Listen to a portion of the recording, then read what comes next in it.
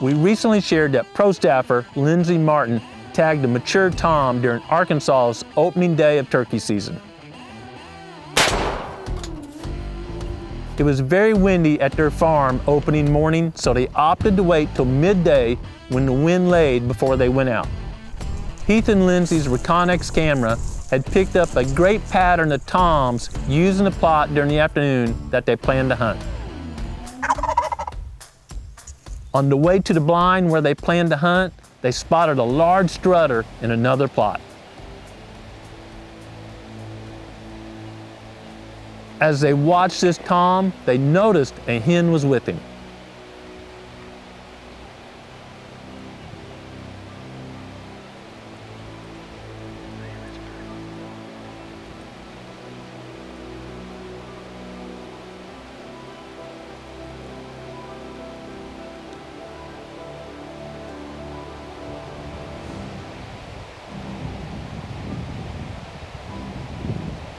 It wasn't long until they spotted another tom.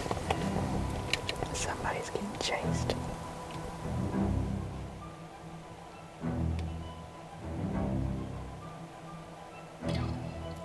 From what they could tell, one tom was obviously dominant and kept challenging the other bird. Lindsey and Heath decided to stick with the original plan and continued onto the blind at the ridgetop plot, which turned out to be great instinct as Lindsey tagged a tom not long after they were set up. The next morning, Heath decided to go after the tom they saw in the larger plot. Well, good morning everybody. Today's the second day of turkey season here in Arkansas. And we saw some birds strutting in a field on the other side of this tree line here. We're in a food plot here where we had our redneck blind set up. We're gonna pack up this blind today. We're gonna move it over there real quick, set it up and get in there and set through the middle of the day. See if we can catch some birds coming back in there strutting in that food plot. So that's kind of the game plan.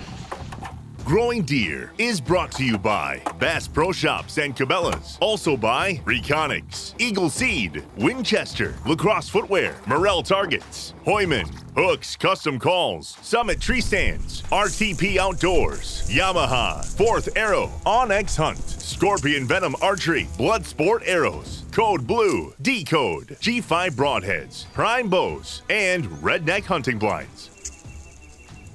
A few hours later, Heath returned to that blind and started his hunt. This is the same plot where Heath tagged a big mountain buck he called Squiggles last fall. A few weeks ago, Heath used prescribed fire to burn the northern half of the plot and the adjoining timber. Turkeys love fresh burns because when the leaf litter is removed, they can easily find insects. Well, hey guys, it's the second day of turkey season here in Arkansas. It's about 10:30 and we're just now getting in the blind. There's been a lot more activity kind of midday. Seems like the birds have been kind of henned up a little bit up in the timber in the mornings. And once you leave the property here, it's just really steep and rugged and you can kill them, but it's pretty tough, just to be honest with you. Yesterday we came in here midday and got some footage of a bird strutting with a hen in the food plot, and then didn't get a lot of footage of it, but another longbird came in and they fought and went on down the timber, but they're using this end of the food plot. Anyway, we come down here and we've set the decoys up kind of down the edge of the food plot where they can see them hopefully from both ends, kind of off the corner here from both directions. So anyway, that's the game plan. We're going to hole up in this redneck blind and watch these decoys and see what we can see. Maybe we can get one on the ground.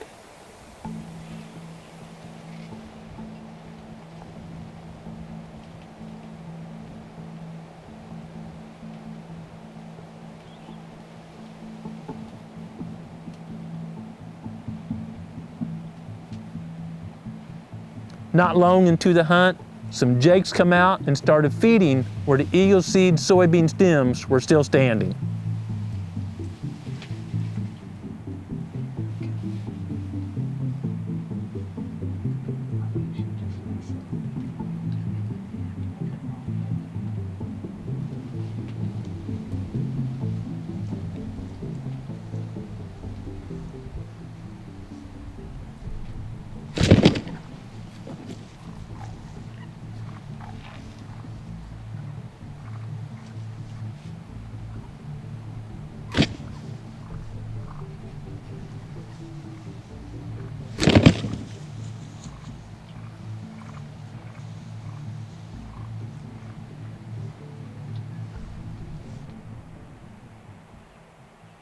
During that afternoon hunt, Heath watched a hen walking by the plot through the tall grass and thought it was probably difficult for her to see the decoys given the height of that grass.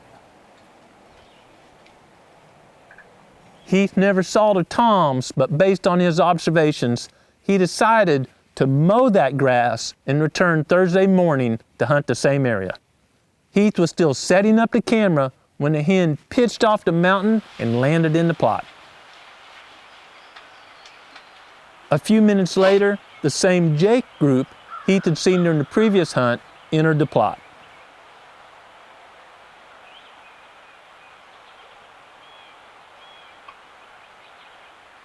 Suddenly, he spotted a tom.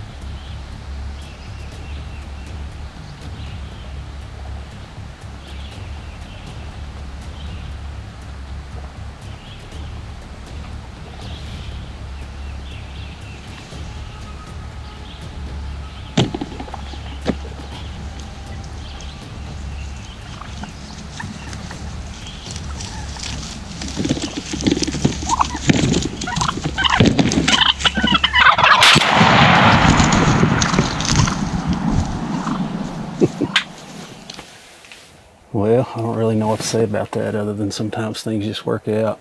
I didn't have to do much. I mean, I called just a few times to let him know this hen was over here. And once he got close enough to see it, I mean, these decoys did the rest. He came in, put on just an absolute beautiful show, and I could have let him sit there all morning, but them jakes came in there. I thought it was about to get chaotic, and you know, you never know what's going to happen. So I was like, well, we'll go ahead and kill this bird. I hadn't been out there to see him yet, so I guess I'm about to walk out there and see what I got. Golly. Well, I'm going to tell you, for an Arkansas mountain bird, you won't kill them with that spur. Here on this place, you won't kill them with a spur like that very often. Look at his body. I mean, he just beat all to pieces. He's got feathers on his legs missing and on his breast missing. And I mean, he is an old warrior. This was Heath's best tom to date. It had 1 inch and 5/16 spurs, 11.5-inch beard, and weighed 21.75 pounds. For this part of the world, don't get much better. Besides a trophy, that's a lot of great fresh meat for the Martin family. Heath's hunt had a lot of lessons we all can apply no matter where we hunt. First, Heath had seen the tom in this plot a few days ago and thought he was a dominant gobbler. Based on that, he believed the tom would remain in that area. Heath took action and moved a blind into the plot based on those observations. I'm often asked how many days you should wait after moving a blind before hunting it. Based on my observations and conversations with great turkey hunters, it seems turkeys don't care. They don't consider something perfectly still a threat. The location where Heath moved a blind was important also. It was right where there was a food plot and a recently burned timber stand. Both provided a great food source for turkeys, and hunting in an area where turkeys frequent to feed is always a great technique. Another important lesson of Heath's hunt was the height of the vegetation. By mowing a path along the food plot, turkeys could easily see the decoy from many yards away and approach and work the decoys in low vegetation. When feeding or strutting, turkeys prefer low vegetation as it's much easier for them to detect predators moving in, and it's also physically much easier to strut when the vegetation's low versus pushing those wings through tall vegetation. Mowing or weed eating can be a great technique to create a great setup for turkey hunting. Harvesting a big old tom and seeing several jakes is a great testimony to the habitat improvement work Heath and Lindsey have done throughout the years. Not only do we chase turkeys during the spring, it's a great time to go fishing. Pro staffer Danny Noggle has spent a lot of time fishing out of boats and from docks, and he's caught a lot of crappie and white bass. It's always nice to know where your meal comes from and that it's organic. My family knows the feeling of having fresh wild meat, as I was blessed to tag a nice tom opening morning of Missouri's turkey season. This time of year, stuff is happening quick. We're hunting every morning and working on food plots. If you want to stay up to date, check out our social media. Hunting and fishing are two great ways to get outside and enjoy creation. But no matter your schedule or where you are, it's most important to take time every day to be quiet and listen to what the Creator is saying to you. Thanks for watching Growing Deer. He's got a pretty good beard. It's slender. This bird's always had a little slender beard. I've had game camera pictures of this bird for actually several years now. I don't know how old he would be, but he's definitely mature. He's always had a real slender beard. He's always had real light colored spurs. Kind of easy to keep up with.